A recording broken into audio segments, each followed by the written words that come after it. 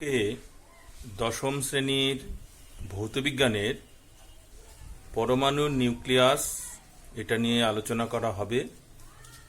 তো ভিডিও ক্লাসগুলোতে খুব একটা ডিটেল আলোচনা করা যায় না, মোটামুটিভাবে এই প্রশ্নগুলো আলোচনা করে দিলে ছাত্রছাত্রীদের চ্যাপ্টারটা বুঝতে সুবিধা হবে। এটা আসলে আধুনিক পদার্থবিদ্যার একটা অংশ, অর্থাৎ মডার্ন ফিজিক্সের অংশ, পরমাণুর নিউক্লিয়াস। এটার দুটো অংশ আছে। প্রথম পার্ট হলো তেজস্ক্রিয়তা, ইংরেজিতে বলে রেডিও অ্যাক্টিভিটি, এবং সেকেন্ড পার্ট সেটা হচ্ছে পারমাণবিক বিক্রিয়া বা নিউক্লিয় প্রক্রিয়া। আমরা প্রথম অংশে আলোচনায় এখন চলে যাব।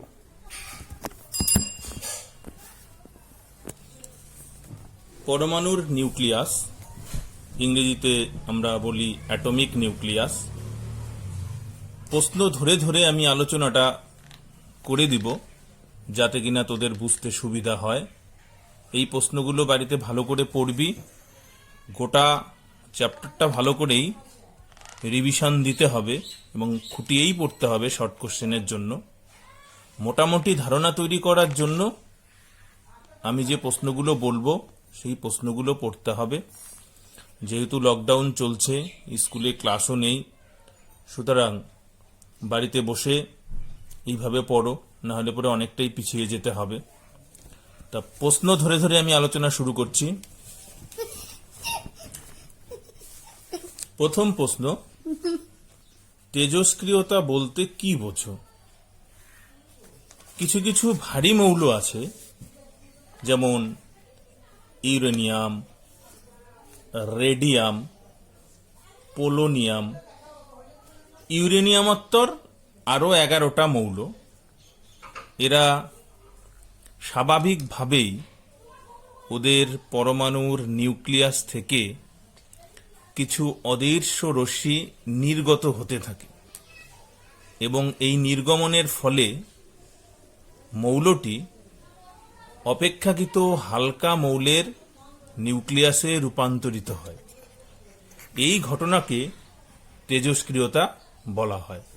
অর্থাৎ কি হলো, যে কিছু কিছু ভারী মৌল যেমন ইউরেনিয়াম, রেডিয়াম, পোলোনিয়াম, অ্যাক্টিনিয়াম, এদের নিউক্লিয়াসটা ক্রমাগত ভাঙতে থাকে এবং এই ভাঙনের ফলে 3 ধরনের অদৃশ্য রশ্মি নির্গত হয় এবং নিউক্লিয়াসটি অপর একটি নতুন মৌলের নিউক্লিয়াসে রূপান্তরিত হয়।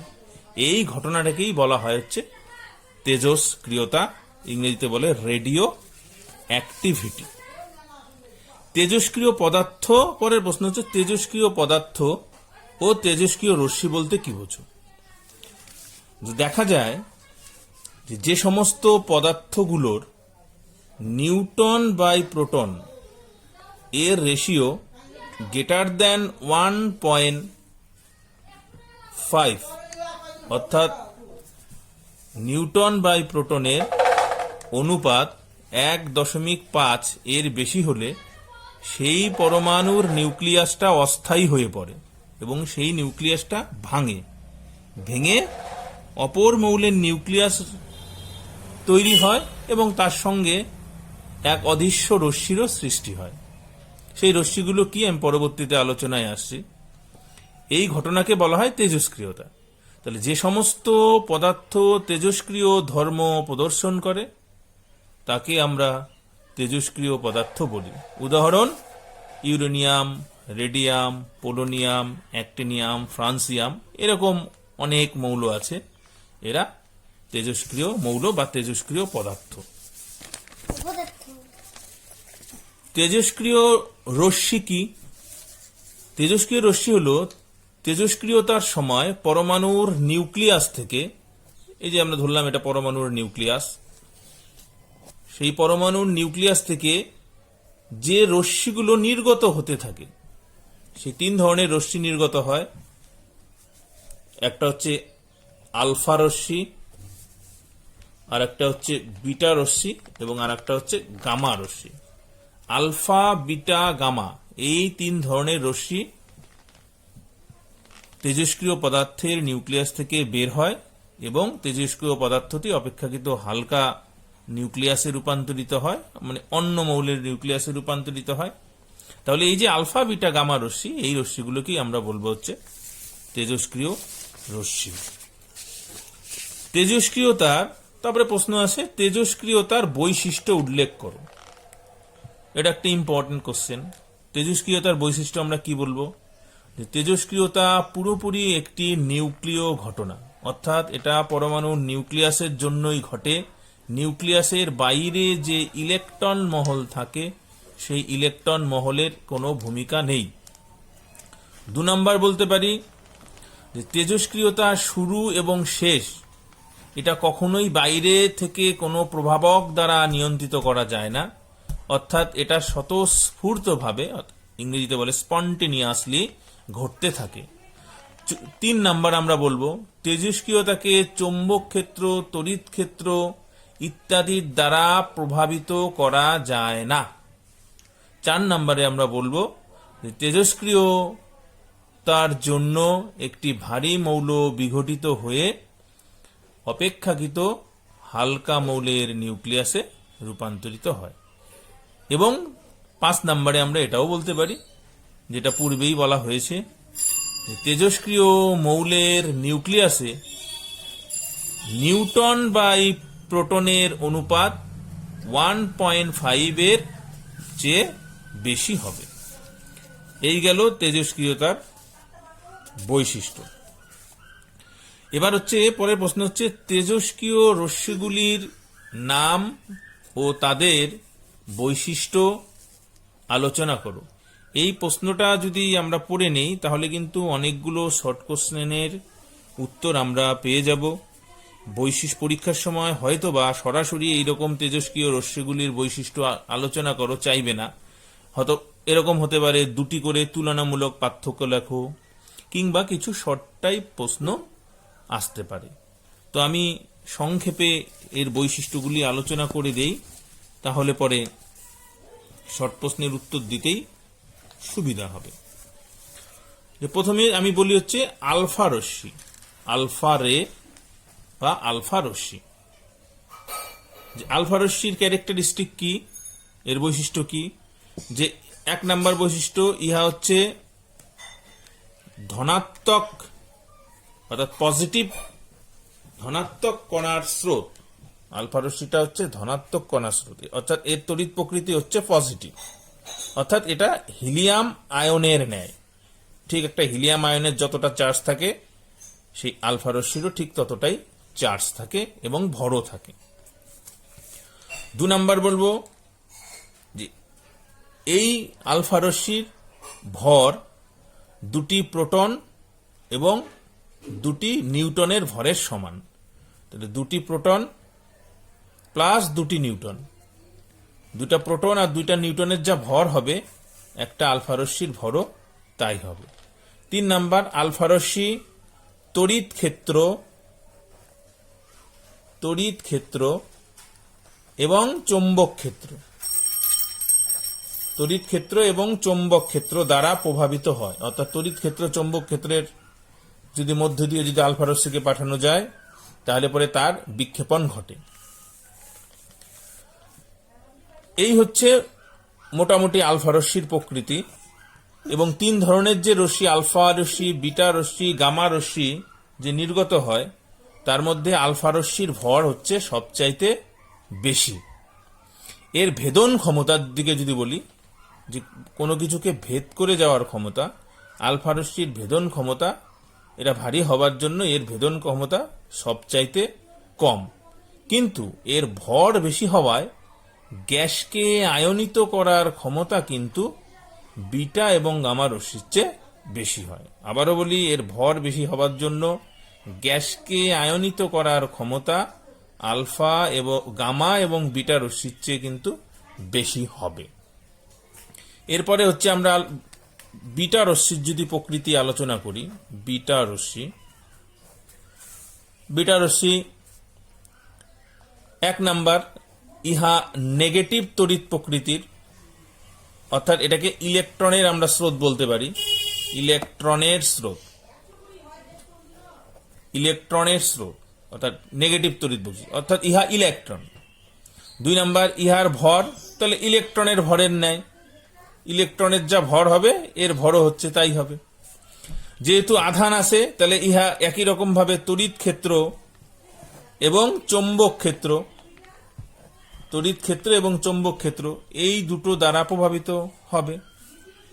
এর ভেদন ক্ষমতা আলফা রশ্মির চেয়ে কিন্তু বেশি, এর ভেদন ক্ষমতা আলফা রশ্মির চেয়ে বেশি কিন্তু গামা রশ্মির চেয়ে কম।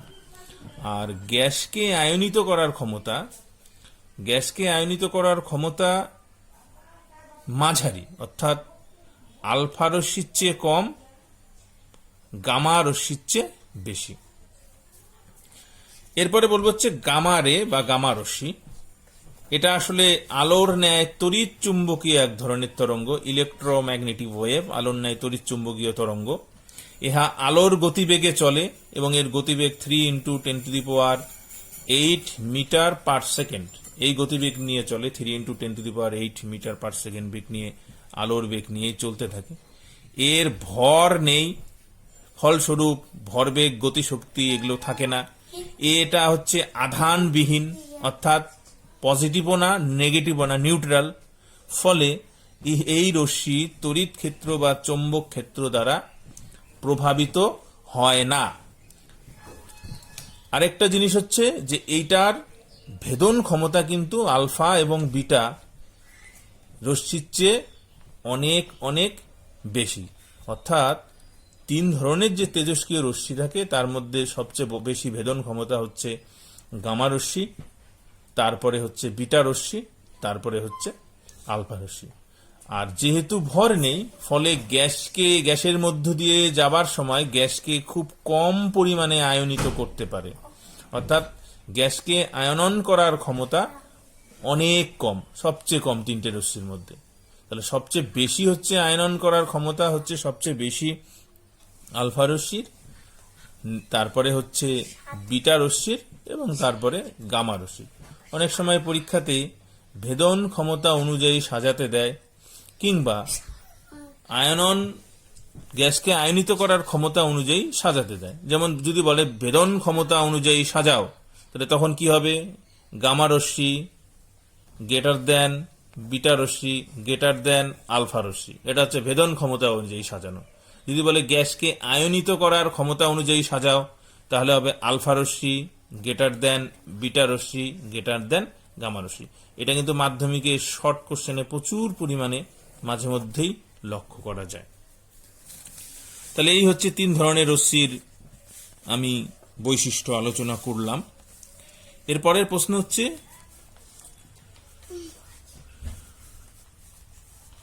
তেজস্ক্রিয় রশ্মিগুলির উৎস কি? তেজস্ক্রিয় রশ্মিগুলির উৎস কি? খুব সহজেই, তাহলে তার উত্তর হচ্ছে তেজস্ক্রিয় রশ্মিগুলির হচ্ছে ভারী মৌলের নিউক্লিয়াস, অর্থাৎ ভারী মৌলের নিউক্লিয়াস থেকেই নিউক্লিয়াসটি বিঘটিত হয় এবং তার থেকে আলফা বিটা গামা রশ্মি বের হয়। তাহলে সমস্ত রশ্মিগুলোই আলফা বিটা এবং গামা 3 ধরনের রশ্মির উৎসই হলো তাহলে কি? পরমাণুর নিউক্লিয়াস। এটাও কিন্তু শর্ট কোশ্চেনে আসে যে বিটা রশ্মি পরমাণুর কোথা থেকে নির্গত হয়, তখন অ্যান্সার দিতে হয় ইহা পরমাণুর নিউক্লিয়াস থেকে নির্গত হয়। কেননা বিটা রশ্মি মানে ইলেকট্রন কণার স্রোত। তাহলে স্যাররা এই প্রশ্নটা এই জন্যই দেয় যে বিটা রশ্মি তার মানে ইলেকট্রন কণার স্রোত। ছাত্রছাত্রীরা কনফিউজ হয়ে বলে দেবে ইলেকট্রন কোথায় থাকে? নিউক্লিয়াসের বাইরে। তাহলে নিউক্লিয়াসের বাইরে থেকে নির্গত হয়, এটা কিন্তু একদমই ভুল হবে, প্রশ্নই ওঠে না। তেজস্ক্রিয় সব বিকিরণগুলি পরমাণুর নিউক্লিয়াস থেকেই কিন্তু হয়। এরপরে প্রশ্ন খুব ইম্পর্টেন্ট প্রশ্ন, ব্যাখ্যামূলক প্রশ্ন আসেই মাধ্যমিকে মাঝে মধ্যেই। প্রশ্নটা হচ্ছে তেজস্ক্রিয়তা একটি নিউক্লিয় ঘটনা, ব্যাখ্যা করো। তেজস্ক্রিয়তা একটি নিউক্লিয় ঘটনা ব্যাখ্যা করো।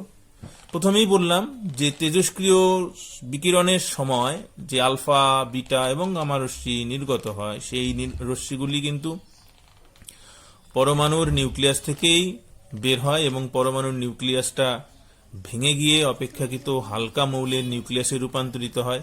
এইভাবে ভাঙতে ভাঙতে ভাঙতে শেষ অবধি কিন্তু লেডের স্থায়ী পরমাণুতে রূপান্তরিত হয়।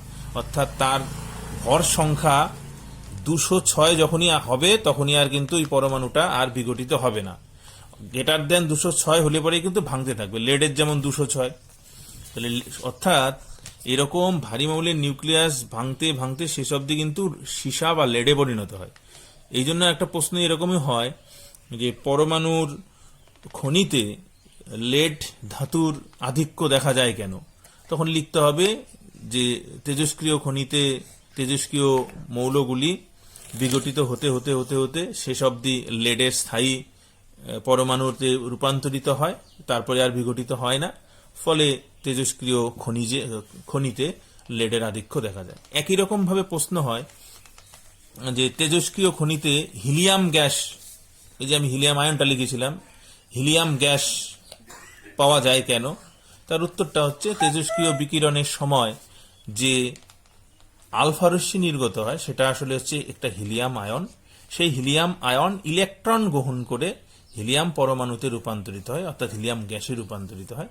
এই জন্য তেজস্ক্রিয় খনিতে হিলিয়াম গ্যাসও পাওয়া যায়। এগুলো একটু ডিটেল আলোচনা, কিন্তু এরকম ডিটেল আলোচনা তো অনলাইনে করা কষ্টকর, বই থেকে পড়লেই হবে।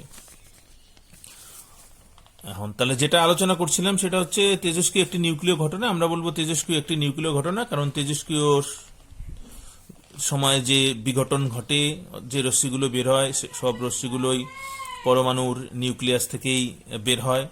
তেজস্ক্রিয় পদার্থগুলি যখন অপর কোনো মৌলের সঙ্গে বিক্রিয়া করে তখন তার তেজস্ক্রিয় ধর্মের কোনো পরিবর্তন হয় না। তাহলে এর থেকে বোঝা যায়, কারণ রাসায়নিক বিক্রিয়ায় অংশগ্রহণ কারা করে? ইলেকট্রন, অর্থাৎ নিউক্লিয়াসের বাইরের ঘটনা। কিন্তু তেজস্ক্রিয় পদার্থগুলি যখন অন্য মৌলের সঙ্গে যখন যুক্ত হয় তখন সেক্ষেত্রে তার তেজস্ক্রিয়তার কোনো পরিবর্তন ঘটে না, অর্থাৎ তেজস্ক্রিয়তা একই রকমই থাকে। তাহলে এর থেকেও বোঝা যায় তেজস্ক্রিয়তা একটা নিউক্লিয় ঘটনা। অর্থাৎ পরমাণুর নিউক্লিয়াসের বাইরে যে ইলেকট্রন কক্ষ, সেই ইলেকট্রন কক্ষের কিন্তু কোনো ভূমিকা থাকবে না। তারপরে প্রশ্ন হচ্ছে, আমি শর্ট প্রশ্নগুলো আলোচনা করে নিই আগে। তেজস্ক্রিয় রশ্মিগুলির মধ্যে কোনটির ভরবেগ সবচেয়ে বেশি? তাহলে তেজস্ক্রিয় রশ্মিগুলির মধ্যে সবচেয়ে ভরবেগ বেশি হচ্ছে আলফা রশ্মির। তাহলে গেল উত্তর। 2 নম্বর, কোনটি ভরিন? তাহলে অ্যান্সার লিখবো আমরা হচ্ছে গামা রশ্মি ভরিন। ভেদন ক্ষমতা সবচাইতে বেশি কার? তখন বলবো ভেদন ক্ষমতা সবচাইতে বেশি গামা রশ্মির। গ্যাসকে আয়নিত করার ক্ষমতা সবচেয়ে বেশি কার? এটা আলফা রশ্মির। কোনটির ভরবেগ এবং গতিশক্তি নেই? গামা রশ্মির, কারণ যেহেতু ভর নেই। কোনটি আলোর বেগে চলে? অ্যান্সার গামা রশ্মি আলোর বেগে চলে। কোনটি জীবন্ত কোষকে বেশি পরিমাণে নষ্ট করে? সেটা অবশ্যই গামা রশ্মি। গামা রশ্মিটা সরাসরি যদি মানুষের স্কিনে পড়ে তাহলে পরে কিন্তু তার ক্ষতের সৃষ্টি হবে, পুড়ে যাবে এবং ক্যান্সারের সৃষ্টি হবে। এই রকম শর্ট টাইপের প্রশ্ন, কোনটি এমন হতে প্রশ্ন আসতে পারে কোনটি তড়িৎ ক্ষেত্র বা চৌম্বক ক্ষেত্র দ্বারা প্রভাবিত হয় না? তখন লিখতে হবে গামা রশ্মি তড়িৎ ক্ষেত্র বা চৌম্বক ক্ষেত্র দ্বারা প্রভাবিত হয় না। এইরকম শর্ট টাইপের অনেক প্রশ্ন থাকে। তেজস্ক্রিয় পদার্থে, তারপরে প্রশ্ন আসে তেজস্ক্রিয় পদার্থের সক্রিয়তা বলতে কি বোঝো? তেজস্ক্রিয় পদার্থের সক্রিয়তা মানে হচ্ছে তেজস্ক্রিয় পদার্থ 1 সেকেন্ডে কতগুলি তার পরমাণু ভাঙে। কোনো তেজস্ক্রিয় পদার্থ 1 সেকেন্ডে যতগুলি তার পরমাণু ভেঙে যায় অর্থাৎ বিঘটিত হয়, তাকে সেই সংখ্যাকেই বলা হয়েছে তার সক্রিয়তা, অর্থাৎ অ্যাক্টিভিটি তার কত। তাহলে 1 সেকেন্ডে যতগুলি পরমাণু ভাঙবে সেটাই হচ্ছে তার সক্রিয়তা। এই সক্রিয়তার 3টি এককে পরিমাপ করা হয়। এক হচ্ছে কুরি একক, কুরি। 2 নম্বর যেটা ব্যবহার করা হয় বেকারেল। এই বেকারেলটাকে আমরা মনে রাখবো, এটা হচ্ছে তেজস্ক্রিয়তার এসআই একক, তেজস্ক্রিয়তার এসআই একক বেকারেল। 3 নম্বর হচ্ছে রাদারফোর্ড। 3 নম্বর রাদারফোর্ড। তাহলে অনেক সময় প্রশ্ন দেয় শর্ট টাইপে তেজস্ক্রিয়তার এসআই একক কি? তখন বলবো তেজস্ক্রিয়তার এসআই একক হচ্ছে বেকারেল। কোন কোন এককে সক্রিয়তা পরিমাপ করা হয়? কুরি এককে, বেকারেল এককে এবং রাদারফোর্ড এককে।